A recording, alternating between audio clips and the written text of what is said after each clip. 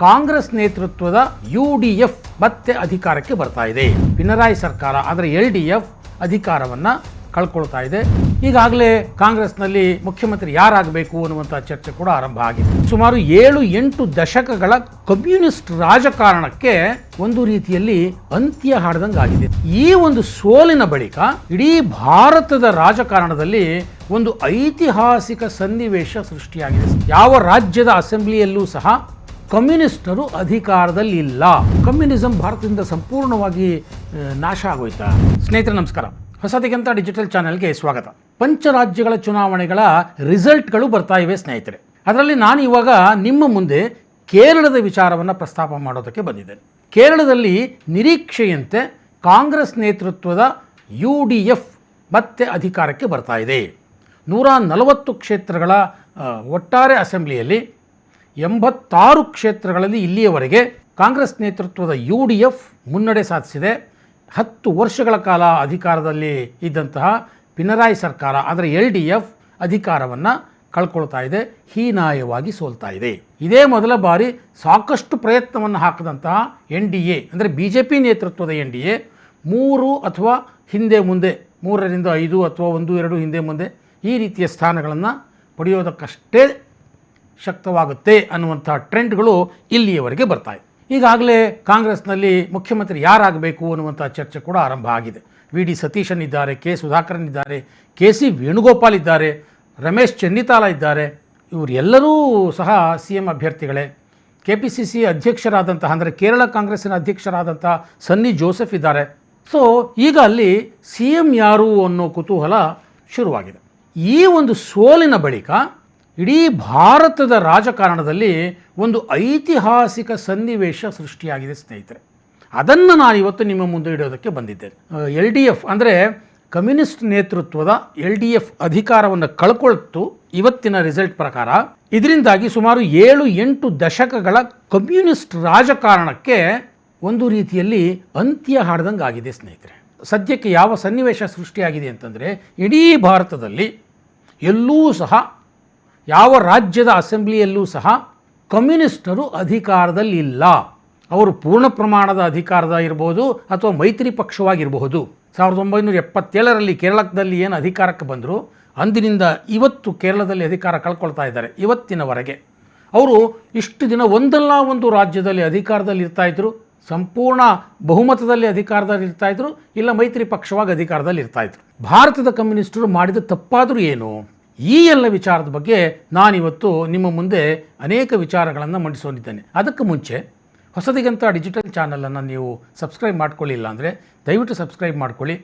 ಈ ವಿಡಿಯೋವನ್ನು ಸಂಪೂರ್ಣ ನೋಡಿ, ಲೈಕ್ ಮಾಡಿ, ಕಾಮೆಂಟ್ ಮಾಡಿ ಮತ್ತು ಶೇರ್ ಮಾಡಿ. ಒಂದು ಸಿದ್ಧಾಂತವಾಗಿ ಕಮ್ಯುನಿಸಂ ಇನ್ನೂ ಭಾರತದಲ್ಲಿ ಸಾಕಷ್ಟು ಪ್ರಮಾಣದಲ್ಲಿ ಆ್ಯಕ್ಟಿವ್ ಆಗಿದೆ, ಲಕ್ಷಾಂತರ ಮನಸ್ಸುಗಳಲ್ಲಿ ಆ್ಯಕ್ಟಿವ್ ಆಗಿದೆ. ಆದರೆ ರಾಜಕೀಯವಾಗಿ ಅದು ಸೋತಿದೆ. ಇದಕ್ಕೆ ಕಾರಣ ಏನು? 2 ಅಂಶಗಳನ್ನು ನಾವು ಇಲ್ಲಿ ಗುರುತಿಸಬಹುದು ಸ್ನೇಹಿತರೆ. ಮೊದಲನೇದು, ಕಮ್ಯುನಿಸ್ಟ್ ಸಿದ್ಧಾಂತ ಅನ್ನೋದೇ ವಿದೇಶಿ ಸಿದ್ಧಾಂತ, ಹಾಗಾಗಿ ಅದು ಭಾರತದಲ್ಲಿ ಸೋಲು ಕಾಣ್ತು. ಎರಡನೇದು, ಕಮ್ಯುನಿಸ್ಟರಿಗೆ ಎಲ್ಲಕ್ಕಿಂತಲೂ ಸಿದ್ಧಾಂತವೇ ಮುಖ್ಯ ಆಗೋಯ್ತು, ದೇಶಕ್ಕಿಂತಲೂ. ಹಾಗಾಗಿ ಕಮ್ಯುನಿಸ್ಟ್ ಪಕ್ಷಗಳು ಜನಮನ್ನಣೆ ಗಳಿಸುವುದರಲ್ಲಿ ವಿಫಲ ಆದವು. ಈಗ ನಾನು ಒಂದೊಂದಾಗಿ ತಗೋತೀನಿ ಆ 2 ಅಂಶಗಳನ್ನು. ಕಮ್ಯುನಿಸ್ಟ್ ಸಿದ್ಧಾಂತ ಅನ್ನೋದು ವಿದೇಶಿ ಸಿದ್ಧಾಂತ. ಹಾಗಾದರೆ ವಿದೇಶಿ ಸಿದ್ಧಾಂತಗಳನ್ನು ನಾವು ಒಪ್ಕೊಳ್ಬಾರ್ದಾ? ನಮ್ಮ ಪರಂಪರೆ ಏನು ಹೇಳುತ್ತೆ? ಆನೋ ಭದ್ರಾ ಕೃತವೋ ಎಂತು ವಿಶ್ವತಃ.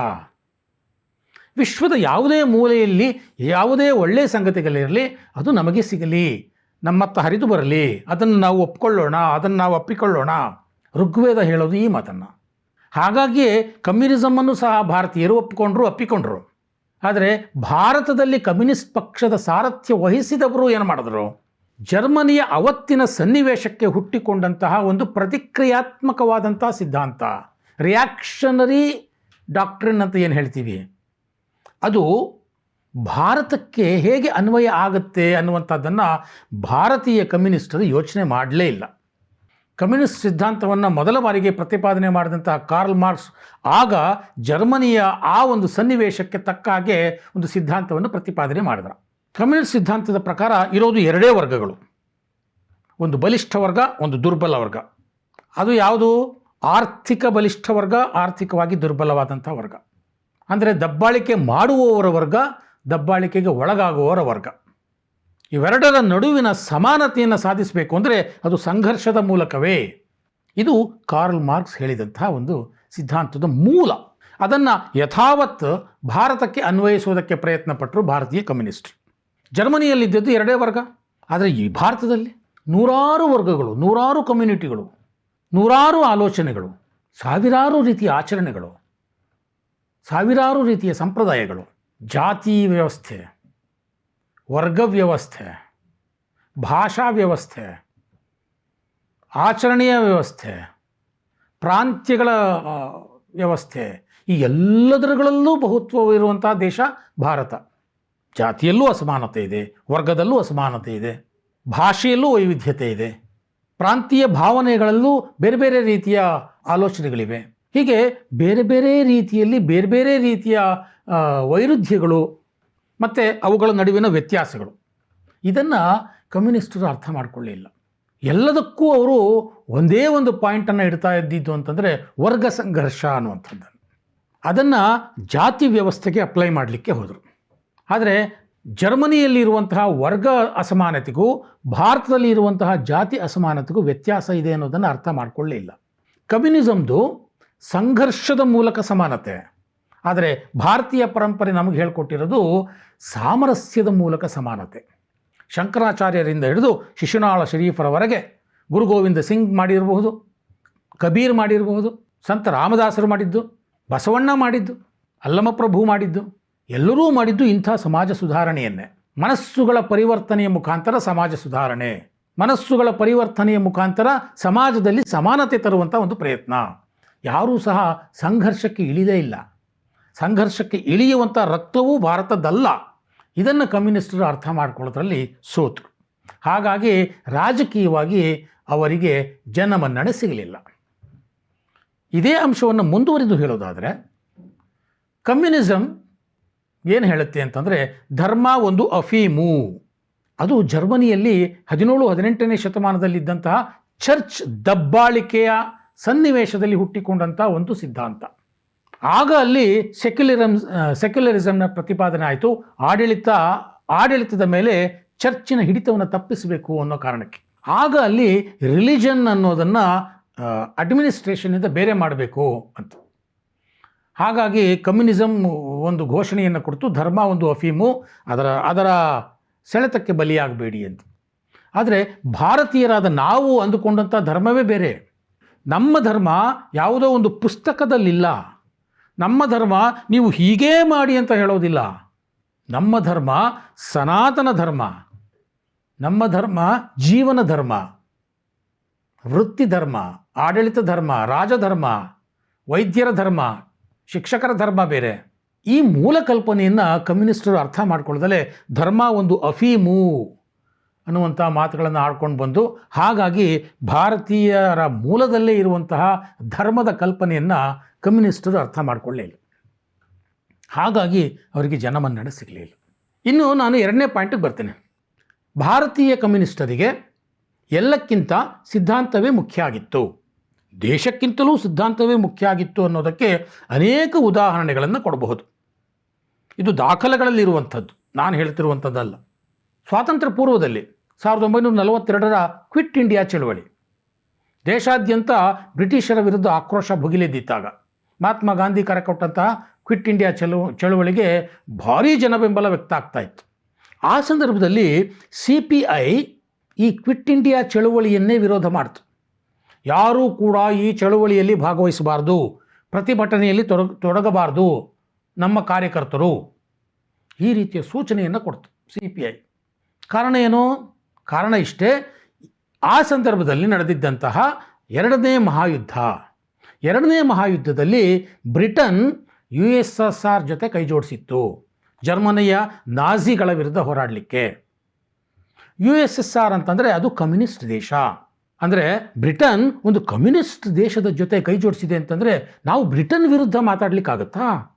ಸೊ ನಾವಿಲ್ಲಿ ಪ್ರತಿಭಟನೆಗಳು ಅದು ಇದು ಅಂತ ಶುರುವಾಗ್ಬಿಟ್ರೆ ಅವರ ಯುದ್ಧದ ಗೆಲುವಿಗೆ ಅದು ಅಡ್ಡಿ ಆಗಬಹುದಲ್ವಾ? ಆ ಕಾರಣಕ್ಕೆ ಕ್ವಿಟ್ ಇಂಡಿಯಾ ಚಳುವಳಿ ಬೇಡ. ನೋಡಿ ಕಮ್ಯುನಿಸ್ಟರ ವಾದ, ಅವರ ಮನಸ್ಥಿತಿ ಹೇಗಿದೆ ಅಂತ. USSR ಗೆಲ್ಲಬೇಕು ಅಂತ ಇಲ್ಲಿ ಕ್ವಿಟ್ ಇಂಡಿಯಾ ಚಳುವಳಿಗೆ ಅಸಹಕಾರವನ್ನು ತೋರ್ತು ಕಮ್ಯುನಿಸ್ಟ್ ಪಾರ್ಟಿ ಆಫ್ ಇಂಡಿಯಾ. ಸ್ವಾತಂತ್ರ್ಯ ನಂತರ 1962 ಚೀನಾ ನಮ್ಮ ಮೇಲೆ ಆಕ್ರಮಣ ಮಾಡಿದಾಗ ದೇಶಾದ್ಯಂತ ದೇಶಭಕ್ತಿಯ ಸಿಂಚನ ಚಿಮ್ತಾ ಇತ್ತು. ಸಾವಿರಾರು ಸೈನಿಕರು ಸಾವನ್ನಪ್ಪಿದರು, ಇನ್ನಷ್ಟು ಸಾವಿರಾರು ಸೈನಿಕರು ಗಾಯಗೊಳ್ತಾ ಇದ್ದರು. ಯಾಕೆಂದರೆ ಹಿಂದಿ ಚೀನಿ ಬಾಯಿ ಬಾಯಿ ಅಂತ ಹೇಳಿ ಹಿಂದಿನಿಂದ ಚೂರಿ ಹಾಕಿತ್ತು ಚೀನಾ. ಆಗ ಭಾರತೀಯ ಸೈನಿಕರಿಗಾಗಿ ದೇಶದ ಎಲ್ಲ ಕಡೆ ರಕ್ತದಾನ ಶಿಬಿರವನ್ನು ಏರ್ಪಡಿಸಲಾಗ್ತಾ ಇತ್ತು. ಆಗ ಕಮ್ಯುನಿಸ್ಟ್ ಪಾರ್ಟಿ ಆಫ್ ಇಂಡಿಯಾ ತನ್ನ ಕಾರ್ಯಕರ್ತರಿಗೆ ಸೂಚನೆ ಕೊಡುತ್ತೆ, ಏನಂತ? ಈ ರೀತಿಯ ರಕ್ತದಾನ ಶಿಬಿರಗಳಲ್ಲಿ ನೀವು ಭಾಗವಹಿಸಬೇಡಿ. ದಾಖಲಾಗಿರುವಂಥ ಅಂಶ ನೇರವಾಗಿ ಚೀನಾ ಪರವಾಗಿ ನಿಲ್ಲುತ್ತೆ ಭಾರತೀಯ ಕಮ್ಯುನಿಸ್ಟ್ ಪಕ್ಷ. ಇದಕ್ಕೆ ಅನೇಕ ಕಾರಣಗಳನ್ನು ಕೊಡ್ತಾರೆ. ಕಾರಣಗಳಿಲ್ಲಿ ಮುಖ್ಯ ಅಲ್ಲ, ಆದರೆ ಅದರ ನಡೆ ಯಾವ ಸಂದರ್ಭದಲ್ಲಿ ಹೇಗಿತ್ತು ಅನ್ನೋದು ಮುಖ್ಯ.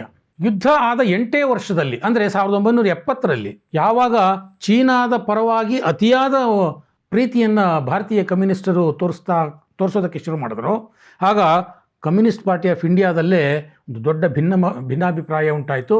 ಕಮ್ಯುನಿಸ್ಟ್ ಪಾರ್ಟಿ ಹೋಳಾಯಿತು. ಕಮ್ಯುನಿಸ್ಟ್ ಪಾರ್ಟಿ ಆಫ್ ಇಂಡಿಯಾ ಹಾಗೆ ಉಳ್ಕೊಳ್ತು. Communist Party of India Marxist CPIM ಅದು ಬೇರೆ ಆಯಿತು. ಬೇರೆ ಆದರೂ ಸಹ ಅವರ ಎಲ್ಲ ಸಿದ್ಧಾಂತಗಳು ಅದೇ ರೀತಿ ಇದ್ದವು, ಅದು ಬೇರೆ ವಿಚಾರ.